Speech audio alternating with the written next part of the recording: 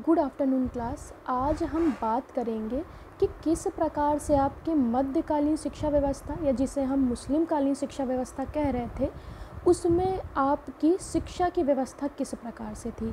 जैसे कि previous class में एक हमने नया टॉपिक स्टार्ट किया था, मध्यकालीन शिक्षा व्यवस्था या जिसे हम मुस्लिम कालीन शिक्षा व्यवस्था कह सकते हैं। उसके उद्देश्य क्या थे या आपके मध्यकालीन शिक्षा व्यवस्था की आपकी विशेषताएं क्या थी, उन चीज़ों के बारे में हमने बात की थी। आज हम बात करेंगे कि मध्यकालीन शिक्षा व्यवस्था में आपकी शिक्षा को कितने भागों में विभाजित किया गया था या शिक्षा किस प्रकार से दी जाती थी। तो अगर हम शिक्षा व्यवस्था की बात करें तो जैसे हमने वैदिक कालीन शिक्षा व्यवस्था की बात की थी, तो वहाँ पर भी शिक्षा व्यवस्था को दो भागों में विभाजित कर लिया गया था। पहला हम कह सकते हैं प्रारंभिक शिक्षा, जिसे आप प्राथमिक शिक्षा कह सकते हैं। दूसरी हम बात कर सकते हैं उच्च शिक्षा की। तो फिर हमने बौद्ध काल शिक्षा की जब बात की थी तो वहाँ पर शिक्षा व्यवस्था को तीन भागों में विभाजित किया गया था। पहला हम कह सकते हैं प्राथमिक शिक्षा, दूसरी आपकी उच्च शिक्षा और तीसरी अगर हम बात करें तो हम कह सकते हैं भिक्षुक शिक्षा की, कि आपकी प्रारंभिक शिक्षा को लेते हुए बच्चा उच्च शिक्षा को लेता था और उसके बाद अगर वो भिक्षुक बनना चाहता है यानी बौद्ध धर्म का प्रचार प्रसार करना चाहता है और ख़ुद भी बच्चों को पढ़ाने योग्य अगर बनना चाहता है तो वो भिक्षुक आपकी शिक्षा लेता था। तो अगर हम मध्यकालीन शिक्षा व्यवस्था की बात करें तो यहाँ पर भी शिक्षा व्यवस्था को दो भागों में विभाजित किया गया था। पहला हम कह सकते हैं प्रारंभिक शिक्षा या आपकी प्राथमिक शिक्षा और दूसरी बात कर सकते हैं उच्च शिक्षा की। तो जैसा हमने देखा वैदिक काल में गुरुकुल थे या हम बौद्ध काल की बात करें तो वहाँ पर विहार और मठ थे जहाँ पर आपको बौद्ध शिक्षा दी जाती थी। तो यहाँ पर भी हम कह सकते हैं कि प्राथमिक शिक्षा के लिए आपके मकतब बनाए गए थे और उच्च शिक्षा के लिए मदरसों का निर्माण कराया गया था। तो कह सकते हैं कि प्रारंभिक शिक्षा मकतब में लेने के लिए छात्र जाते थे और मदरसे में उच्च शिक्षा के लिए जाते थे। यहाँ पर ये बताना ज़रूरी है कि यहाँ पर शिक्षा चाहे वो प्राथमिक हो चाहे आपकी उच्च शिक्षा हो, दोनों निःशुल्क थी, यानी छात्रों को किसी प्रकार की फ़ीस नहीं देनी होती थी आपके मध्यकालीन शिक्षा के लिए। जैसा हमने बौद्धकालीन शिक्षा में पढ़ा था कि प्राथमिक शिक्षा के लिए तो वहाँ पर क्या है, किसी प्रकार का शुल्क नहीं दे होता था, लेकिन जब बच्चा उच्च शिक्षा लेने के लिए जाता था तो उसे वहाँ पर फ़ीस देनी होती थी।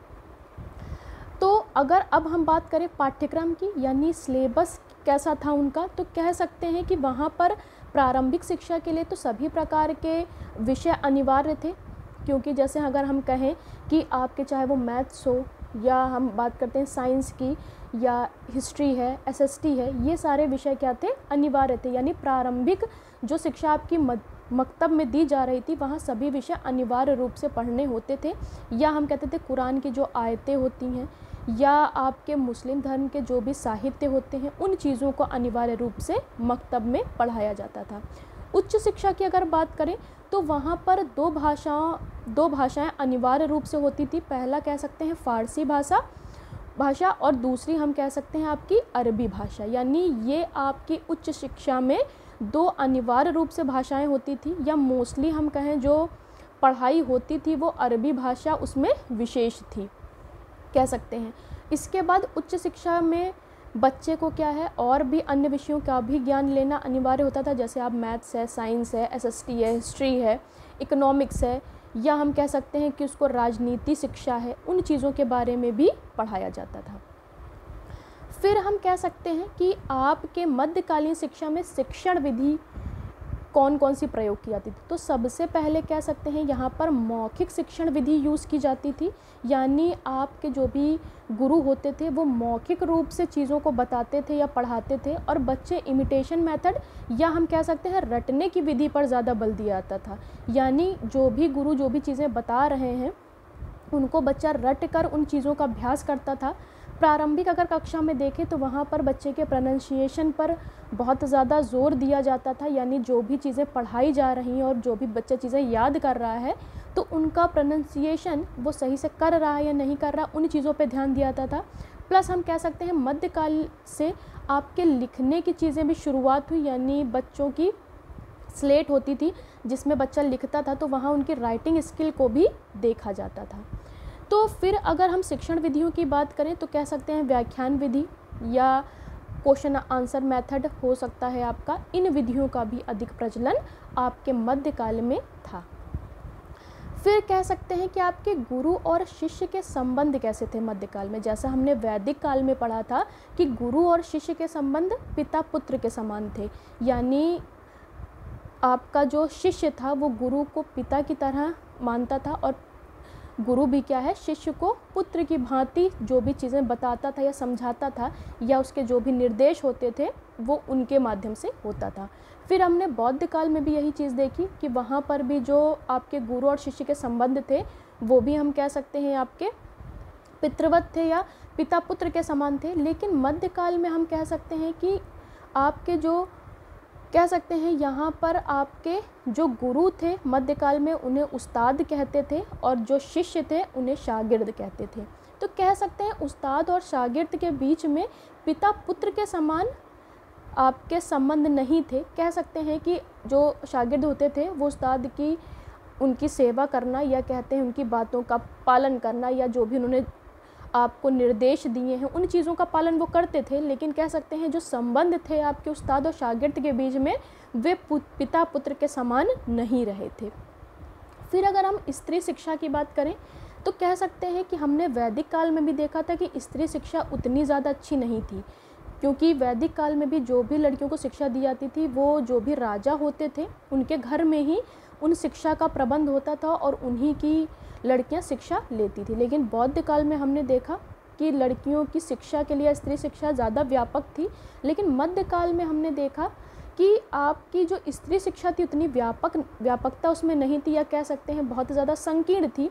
केवल जो राजा होते थे उन्हीं की लड़कियां या उन्हीं की स्त्रियां शिक्षित होती थी, क्योंकि उन्हीं के घर में शिक्षा की पूरी व्यवस्था की जाती थी। फिर कह सकते हैं कि आपके अनुशासन या दंड की प्रक्रिया किस प्रकार से थी मध्यकाल में। तो कह सकते हैं अनुशासन और दंड की प्रक्रिया भी सेम ही थी। कह सकते हैं कि अगर गुरु की शिष्य बात नहीं मानता या उसकी आज्ञा का पालन नहीं करता है तो दंड का प्रावधान आपके मध्यकाल में भी था। फिर कह सकते हैं मध्यकाल में आपकी इस्लाम धर्म के प्रचार के लिए शिक्षा लाई गई थी। तो किस प्रकार से इस्लाम धर्म का ज़्यादा से ज़्यादा प्रचार प्रसार हो सके उस चीज़ के लिए तो शिक्षा दी ही जा रही थी, प्लस सैनिक शिक्षा भी दी जाती थी, प्लस कह सकते हैं हस्तशिल्प या आपकी चित्रकला की भी शिक्षा दी जाती थी कि किस प्रकार से जो भी आपके छात्र हैं, या हम कह सकते हैं व्यावसायिक शिक्षा भी दी जाती थी कि किस प्रकार से बच्चा पढ़ने लिखने के बाद अगर वो व्यावसायिक शिक्षा सीखा होगा तो समाज में जाकर अपने लिए धन अर्जित करना उसके लिए आसान होगा। तो व्यावसायिक शिक्षा में अलग अलग प्रकार की शिक्षा थी, चाहे आप हस्तकला हो या चित्रकला हो या घुड़सवारी हो या कह सकते थे रथ बनाना हो, इस प्रकार के अलग अलग व्यावसायिक शिक्षा मध्यकाल में दी जाती थी। प्लस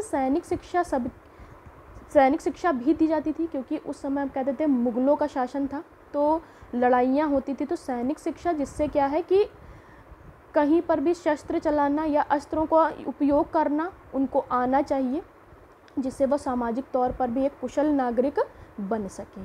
तो ये आपकी कुछ मेन पॉइंट्स थे, कह सकते हैं कि मध्यकाल में किस प्रकार से, जैसे हमने प्रीवियस पढ़ा था कि क्या उसके उद्देश्य थे या विशेषताएं क्या थी। आज हमने बात की कि शिक्षा व्यवस्था किस प्रकार से थी मध्यकाल में, क्या उनका पाठ्यक्रम था, कौन कौन सी शिक्षण विधियां वे प्रयोग में लाते थे, या हम बात करें गुरु शिष्य संबंध की और स्त्री शिक्षा की। Thank you class.